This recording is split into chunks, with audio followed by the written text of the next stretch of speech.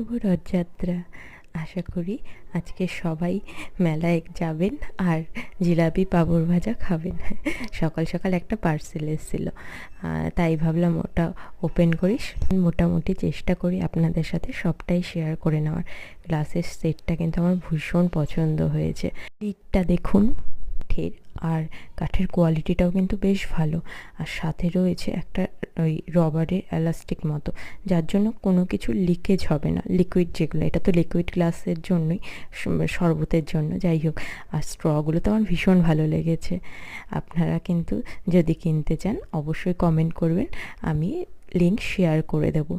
আমি দুটোই নিয়েছিলাম অ্যামাজন থেকে। দুটো মোটামুটি ওই 450 টাকার মধ্যে হয়ে গেছে।